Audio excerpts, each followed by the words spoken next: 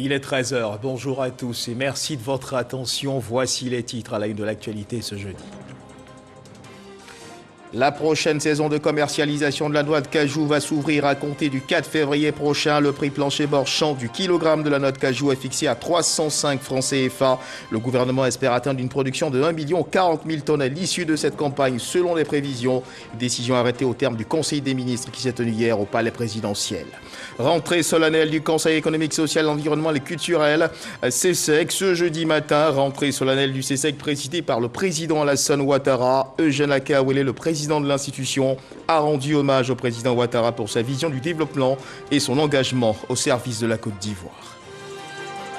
Au Burkina Faso, le parti de l'ex-président Roch Marc Kaboré, le MPP, réclame sa libération, le retour à l'ordre constitutionnel. Il dénonce une remise en cause complète de toutes les dispositions institutionnelles de la République et la démocratie farouchement acquise. Voilà pour l'essentiel. Oui, bonjour à tous et merci de nous suivre. Le président Alassane Ouattara, nous le disions à l'instant, a présidé ce jeudi matin la rentrée solennelle du Conseil économique, social, environnemental et culturel, le CESEC. Le Conseil économique, social, environnemental et culturel comprend 120 membres appelés conseillers. L'institution donne son avis sur des projets de loi, d'ordonnances ou de décrets, ainsi que les propositions de loi qui lui sont soumises. Institution dirigée par M. Eugène Akaouélé, le président du CESEC, qui a rendu hommage au chef de l'État, Alassane Ouattara, pour sa vision du développement et son engagement au service des populations, au service de la Côte d'Ivoire. On l'écoute.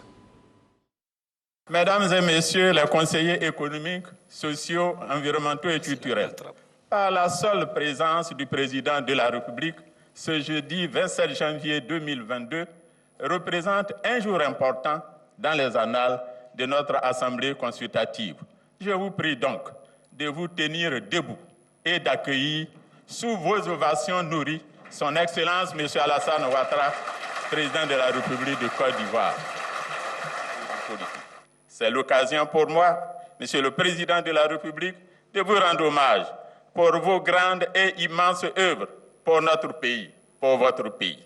En effet, pour les institutions de la République, pour vos concitoyens et pour votre pays, vous voyez grand, parce que votre vision embrasse des horizons plus larges, en quête constante du possible, du vrai et du beau. Ayant perçu les enjeux de l'environnement et de la culture pour la Côte d'Ivoire, vous avez jugé opportun d'étendre formellement le champ d'activité de notre Assemblée consultative à ces problématiques. Ainsi, le Conseil économique et social d'alors est devenu le Conseil économique, social, environnemental et culturel qui, au terme de sa loi organique, est saisi par le président de la République ou le président de l'Assemblée nationale ou par le président du Sénat de demandes d'avis et d'études.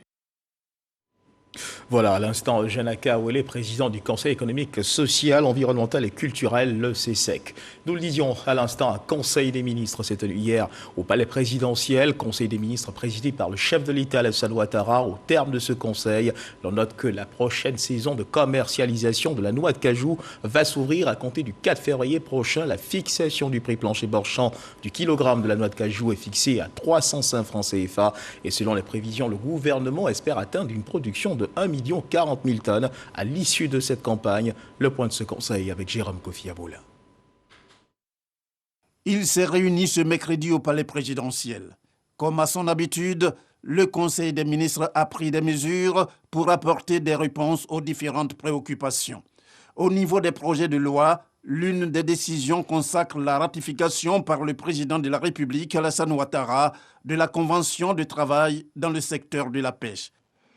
Cette convention garantit aux travailleurs du secteur de la pêche de meilleures conditions donc de santé et de sécurité au travail, avec la réglementation notamment des modalités de construction et d'entretien des bateaux de pêche et la prohibition de toute forme inacceptable de travail pour l'ensemble des pêcheurs et donc bien évidemment pour les pêcheurs ivoiriens. Cette convention permettra également de lutter efficacement contre la pêche illégale et de préserver durablement l'environnement marin. Quant à la seule ordonnance prise, elle porte sur la création, l'attribution, l'organisation et le fonctionnement du guichet unique des entreprises de Côte d'Ivoire. Ce Guichet est un établissement public de type particulier chargé de soutenir la croissance durable, la compétitivité de l'économie, l'emploi.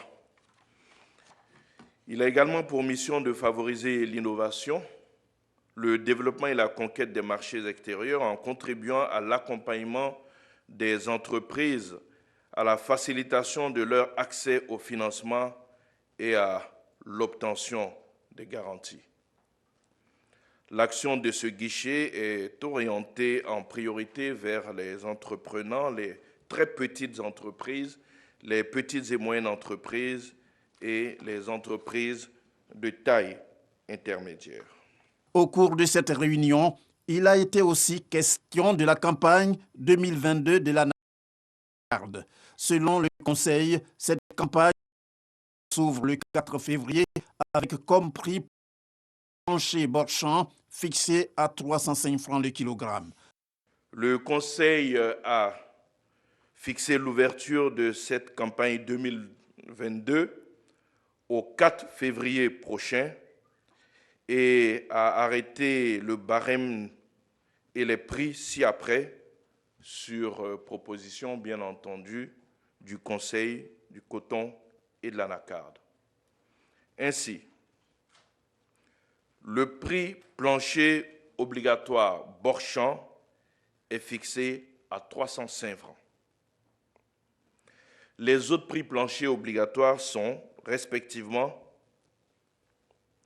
330 francs le kilogramme au magasin intérieur, 359 francs le kilogramme au magasin usine et 389 francs le kilogramme au magasin portuaire. Le président de la République, Alassane Ouattara, a saisi l'occasion de cette réunion pour insister sur la transparence dans la gestion des affaires publiques. Pour lui, l'avènement de l'Ivoirien nouveau passe par la promotion de la culture de la bonne gouvernance. Il faut une plus grande responsabilité des directeurs généraux, des membres du conseil d'administration et surtout des ministres de tutelle qui doivent renforcer leur contrôle a priori. Monsieur le Premier ministre, je vous ai instruit à l'effet de prendre les dispositions pour la mise en œuvre diligente des orientations ainsi que des recommandations qui ont été faites par les audits réalisés. Je voudrais demander à chacune et à chacun de vous de promouvoir bien évidemment à nouveau la culture de la bonne gouvernance et la transparence dans la gestion des affaires publiques pour le bien-être de nos compatriotes. Il s'agit de quelques entreprises publiques. Et moi, je me félicite du bilan que nous avons obtenu parce que nous savons tous dans notre pays comment la corruption a gangréné le tissu social. C'est pour cela que j'ai insisté depuis quelques années sur la nécessité donc de promouvoir ce concept d'Ivoirien nouveau, intègre, sérieux, travailleur. Et ces recommandations donc nous appellent à encore plus d'engagement pour cette évolution que nous souhaitons, pour encore avoir de meilleurs résultats et pour le rayonnement de notre beau pays. Le prochain Conseil des ministres va se tenir dans un mois. Il est précisément prévu le 23 février 2022. 2022, année définie comme l'année de la bonne gouvernance, de la lutte contre la corruption. Voici ce que l'on doit retenir du discours prononcé par le chef de l'État, son Excellence Alassane Ouattara, à l'entame de ce Conseil des ministres qui a eu lieu donc hier mercredi, allocution au cours de laquelle le chef de l'État a exhorté les membres du gouvernement à une gestion plus honorable et plus vertueuse des affaires publiques. Mahama Traoré. 2022, année de la promotion de la bonne gouvernance et de la lutte contre la corruption. C'est l'une des priorités que s'est fixé le chef de l'État pour cette année. Le temps avait déjà été donné l'an dernier. Les actions entamées en 2021, notamment les derniers audits réalisés dans certaines entreprises publiques, certaines entreprises du portefeuille de l'État, ont révélé des irrégularités importantes auxquelles il convient de remédier. On peut citer notamment les irrégularités liées aux passations de marché, le coût élevé et l'inopportunité du recours à certains emprunts, les comptes bancaires ne figurant pas dans la comptabilité des entreprises, les insuffisances au niveau du contrôle interne, les dépenses injustifiées, le montant élevé de dons, commissions et honoraires, et plus généralement la non-maîtrise des charges dans un certain nombre d'entreprises. Pour ne plus que de telles irrégularités se répètent, le président Alassane Ouattara donne ses orientations, un ensemble de mesures censées améliorer la gouvernance des affaires publiques. La gravité des dysfonctionnements exige, au-delà des mesures correctives déjà prises à l'encontre des dirigeants sociaux concernés, la mise en place d'un cadre renforcé de suivi et de contrôle de la gestion des entreprises publiques. J'ai indiqué au Conseil présidentiel qu'un accent particulier devra être accordé d'abord au respect du cadre législatif et réglementaire des entreprises publiques en vigueur, notamment les règles de passation des marchés publics et de recours à l'emprunt. Il faut que les textes et les contraintes soient respectés. Deuxièmement, un meilleur suivi du bilan de gouvernance des entreprises publiques.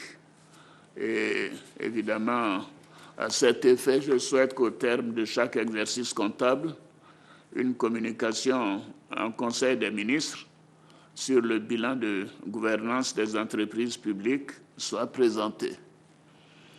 Troisièmement, il faut une plus grande responsabilité des directeurs généraux, des membres du conseil d'administration et surtout des ministres de tutelle qui doivent renforcer leur contrôle a priori. À cet effet, les représentants de l'État aux différents conseils d'administration doivent régulièrement rendre compte à leur hiérarchie. Et par ailleurs, les ministres doivent également rendre compte au gouvernement, au chef du gouvernement et bien évidemment à la présidence de la République. Nous devons également veiller aux sanctions qui résulteront en cas d'irrégularité dans la gestion des entreprises publiques, tant pour les directeurs généraux, les membres du conseil d'administration, que pour les ministres de tutelle. Monsieur le Premier ministre, je vous ai instruit à l'effet de prendre les dispositions pour la mise en œuvre diligente des orientations ainsi que des recommandations qui ont été faites par les audits réalisés. Pour terminer, le chef de l'État a réitéré son appel à l'intégrité et à la probité auprès des membres du gouvernement. Je voudrais demander à chacune et à chacun de vous de promouvoir, bien évidemment, à nouveau la culture de la bonne gouvernance et la transparence dans la gestion des affaires publiques pour le bien-être de nos compatriotes. Il s'agit de quelques entreprises publiques. Et moi, je me félicite du bilan que nous avons obtenu, parce que nous savons tous dans notre pays comment la corruption a gangréné le tissu social. C'est pour cela que j'ai insisté depuis quelques années sur la nécessité donc de promouvoir ce concept d'ivoirien nouveau, intègre, sérieux, travailleur. Et ces recommandations donc nous appellent à encore plus d'engagement pour cette évolution que nous souhaitons, pour encore avoir de meilleurs résultats et pour le rayonnement de notre beau pays. Alassane Ouattara, président de la République de Côte d'Ivoire, le chef de l'État qui a eu des échanges dans la journée d'hier avec le président de la Commission de l'Union africaine, Moussa Faki Mahamat. La situation au Mali, en Guinée, au Burkina Faso figurait au centre de leurs échanges à Ouattouré.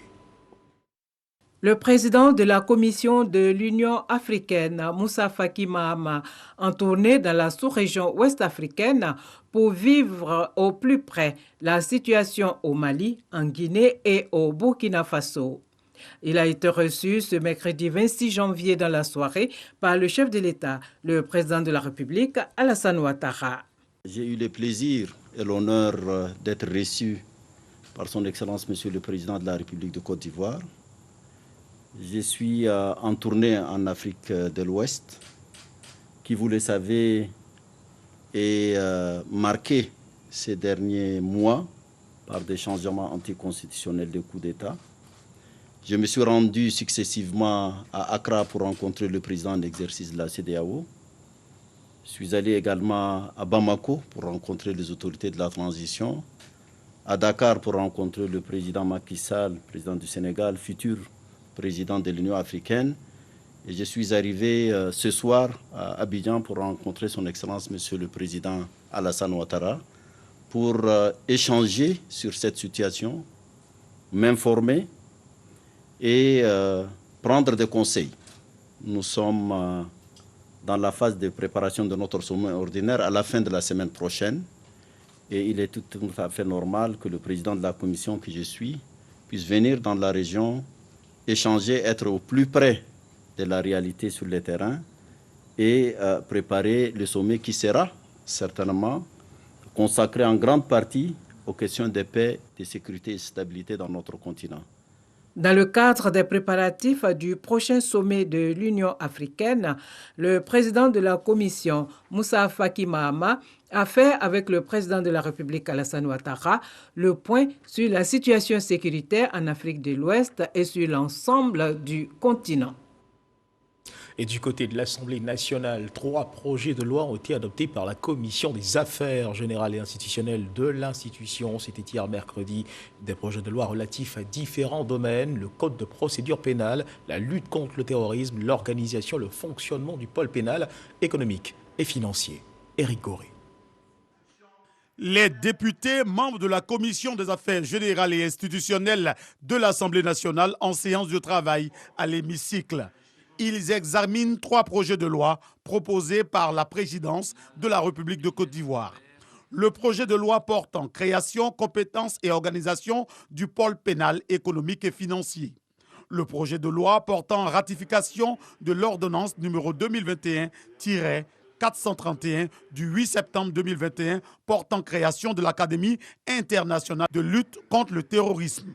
Et enfin, le projet de loi modifiant le code de procédure pénale. C'est le ministre de la Justice et des Droits de l'Homme qui était devant les députés. Il s'agit principalement de prendre en compte les innovations opérées par le code pénal relatif à l'incrimination du crime d'agression tel que prévu par l'article 29 du statut de Rome de la Cour pénale internationale auquel la Côte d'Ivoire est partie. Cette nouvelle infraction est donc intégrée dans le code de procédure pénale au rang de crime imprescriptible, article 12 nouveau. Il en est de même des modalités d'inculpation des personnes morales, article 133 nouveau, dont la responsabilité pénale constitue désormais le principe dans le nouveau code pénal. Comme il est de tradition, il y a eu débat à l'Assemblée nationale concernant certains articles contenus dans ces projets de loi. La discussion principale a porté sur un amendement que nous avons proposé à l'article 69 du Code de procédure pénale. L'article 69, c'est cet article qui gère la question de la perquisition qui peut avoir lieu dans un cabinet d'avocats, dans un cabinet de médecins ou chez un officier ministériel ou public. On doit faire cette perquisition parce que l'avocat ou le médecin n'est pas en dehors de la loi. Mais nous disons, à partir du moment où l'avocat ou le médecin, la profession est fondée essentiellement sur la détention d'un secret professionnel que nous protégeons, il est mieux que l'article soit beaucoup moins général, mais beaucoup plus détaillé et plus précis. Évidemment, c'est la loi de la majorité. Cette proposition en commission n'a pas été retenue. Au final, ces projets de loi ont été adoptés à l'unanimité. Nous venons d'adopter à l'unanimité des membres de la commission les différents projets de loi que l'émissaire du président de la République nous a envoyés. C'est pour dire que les tests qui arrivent de la présidence sont de bons tests et nous apportons l'amélioration en quelque sorte pour éviter qu'il y ait une certaine injustice quelque part. Vous savez que le droit s'applique à la société. Lorsque la société évolue, effectivement, il faut que aussi le droit évolue.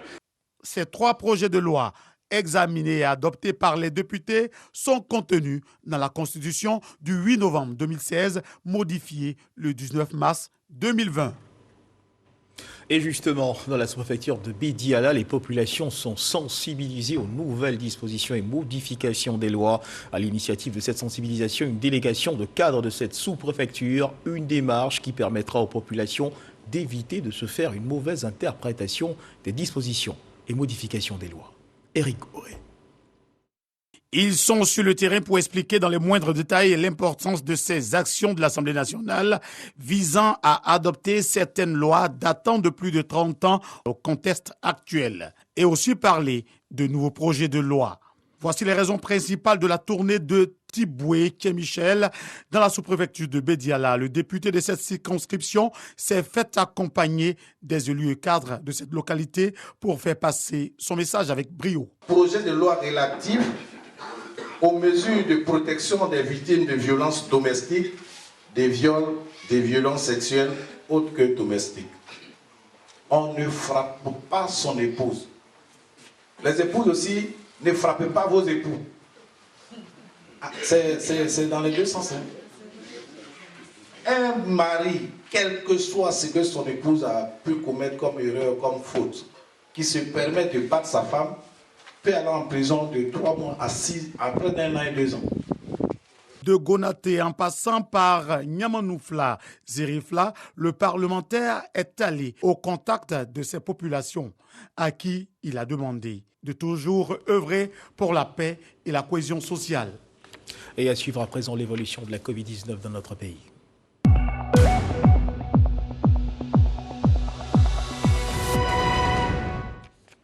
Le ministère de la Santé, de l'Hygiène publique et de la couverture maladie universelle a enregistré hier, mercredi 26 janvier 2022, 33 nouveaux cas de Covid-19 sur 1896 échantillons prélevés, soit 1,7% de cas positifs, 76 guéris et 0 décès.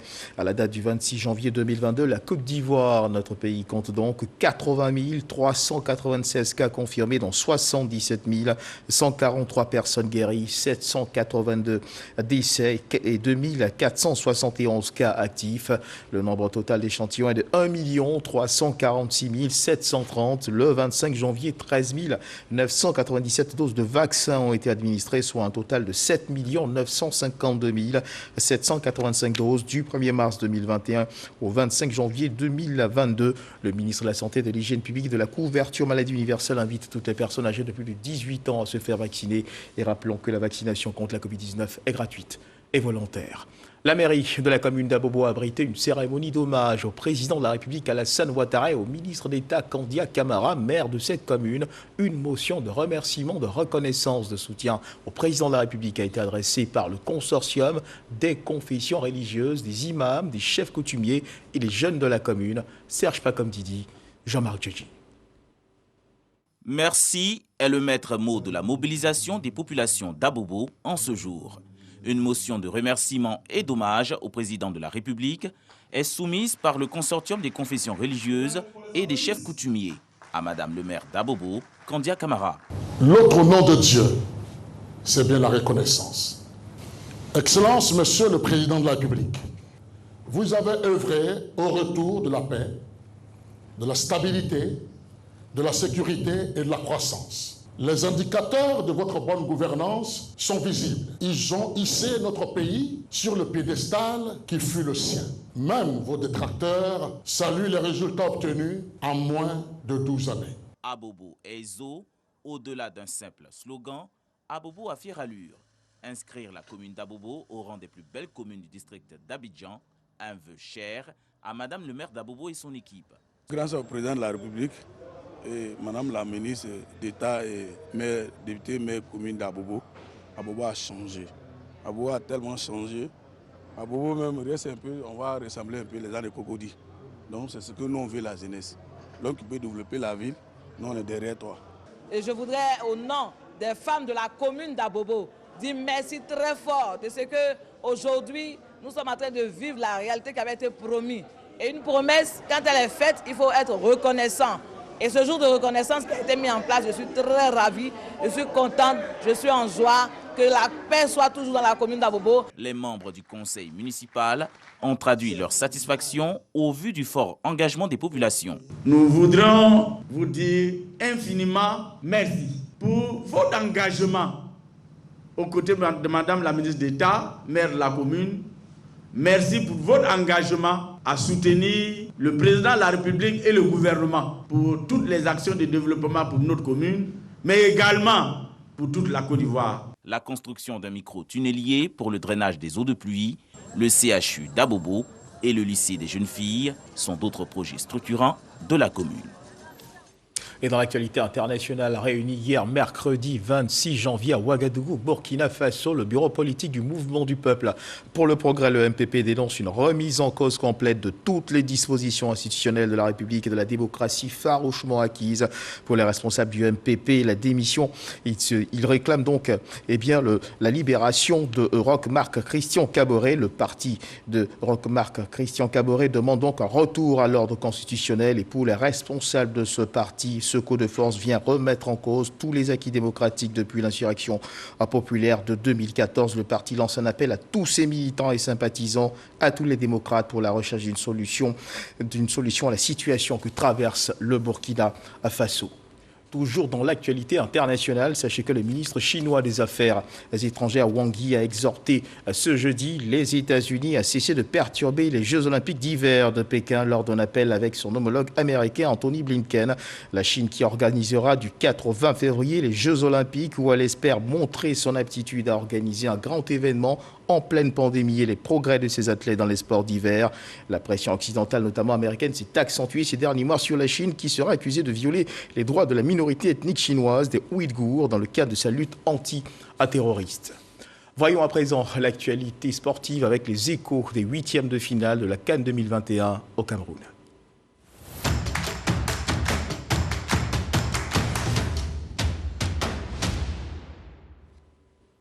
Hier, l'équipe de Côte d'Ivoire était face au pharaon d'Égypte. L'équipe de Côte d'Ivoire qui s'est inclinée face à l'équipe égyptienne. Résumé de ce match avec nos reporters Arsène Kouassi. Après avoir eu le mérite d'éliminer le tenant du titre, l'Algérie, la Côte d'Ivoire nourrissait l'ambition de poursuivre sur cette lancée. Face à l'Égypte, les éléphants entament bien la partie, à l'image de la frappe de Franck Kessié. Mais le ballon ne trouve pas le cadre. Une alerte que les pharaons prennent au sérieux, incarné par la frappe de Oumar Mamouche, mais Sangaré Badra Ali doit son salut à la barre transversale. Dans la foulée, les Égyptiens s'offrent de multiples occasions, mais ni Mohamed Salah, encore moins son homonyme Mohamed Mustafa, ne parvient à trouver la faille. Bousculé, la réaction d'orgueil des éléphants intervient en toute fin de la première période avec la tentative de Haller qui oblige le gardien égyptien à capter le ballon en deux temps, 0-0 à la pause. En seconde période, les deux équipes se tiennent avec des occasions de part et d'autre sans pour autant se montrer efficaces. 0-0 à l'issue du temps réglementaire et aux prolongations. Finalement, c'est au tir au but que tout se joue. Plus adroit, les pharaons l'emportent 5-4. Grâce à ce succès, l'Égypte se qualifie en quart de finale et sera face au Maroc. Récit de Arsène Kouassi et de Patrick Dadier. Et puis la deuxième rencontre pour les huitièmes de finale de la journée d'hier qui opposait le Mali, les Aigles du Mali à l'équipe de la Guinée équatoriale. Le Mali qui s'est incliné face à la Guinée équatoriale au tir au but. Les Aigles du Mali sortent donc de la compétition.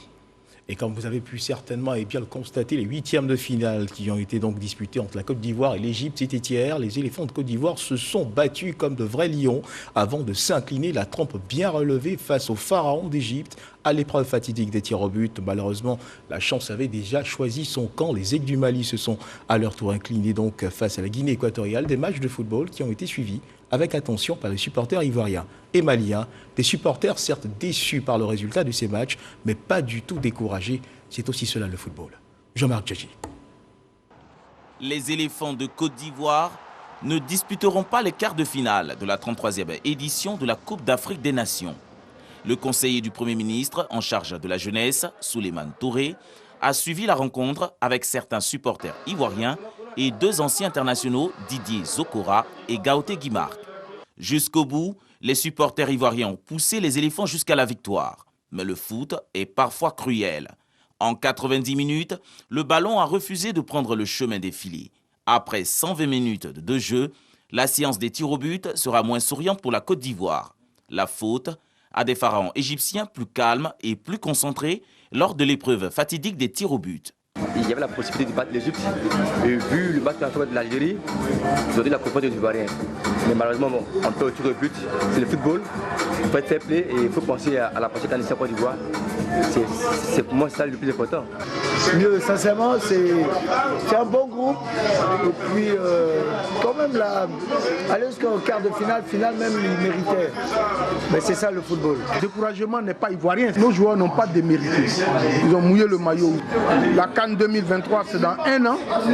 On aura l'occasion de travailler à parfaire cette équipe. Face à des Équato-Guinéens difficiles à manœuvrer, les Aigles se sont finalement inclinés lors de la séance des tirs au but. La Côte d'Ivoire, après celui du Mali, c'est une double déception. Le Mali, nous avons une très bonne équipe, une équipe dynamique, une équipe jeune, une équipe pleine de talent, pleine de volonté.